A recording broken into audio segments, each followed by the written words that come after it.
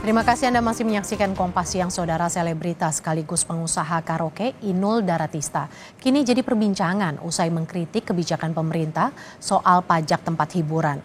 Protes pajak hiburan naik hingga 75%.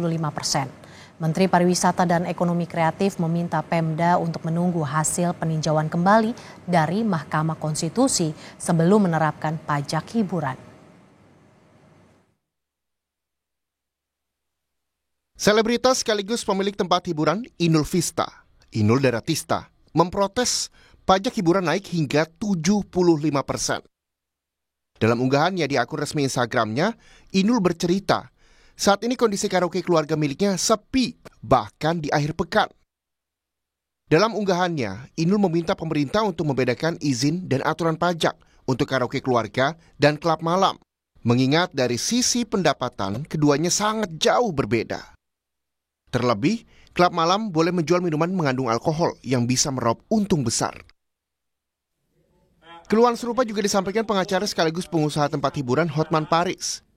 Lewat akun Instagramnya, Hotman bersama sejumlah pengusaha tempat hiburan menolak kenaikan pajak hiburan. Hotman menulis, terancam PHK ribuan karyawan, pariwisata dilonceng kematian, pajak 40 sampai dengan 75% tertinggi di dunia. Menteri Pariwisata dan Ekonomi Kreatif Sandiaga Uno pun angkat bicara. Sandi meminta pemerintah daerah menunggu hasil judicial review dari Mahkamah Konstitusi sebelum menerapkan pajak hiburan. Sandiaga Uno mengaku kenaikan pajak hiburan merupakan isu sensitif dan bisa berdampak langsung menurunnya wisatawan di Indonesia. Pintu komunikasi membahas polemik pajak hiburan juga masih terbuka.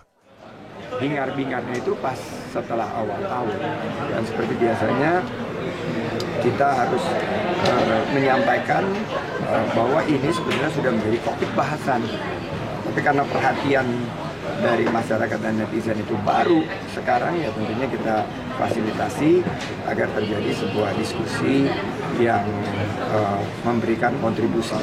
Nah, memang dari sisi Kementerian Keuangan ini sudah dilakukan desentralisasi fiskal ke teman-teman di pemerintah daerah. Namun yang perlu kita sadari bahwa industri pariwisata dan ekonomi kreatif ini menciptakan lebih dari 40 juta lapangan kerja. Jangan sampai ada gelombang kesulitan yang diakibatkan oleh pajak yang timbul. Di awal 2024, sejumlah pemerintah daerah bergerak cepat menggerek tarif pajak lewat penerbitan peraturan daerah atau perda.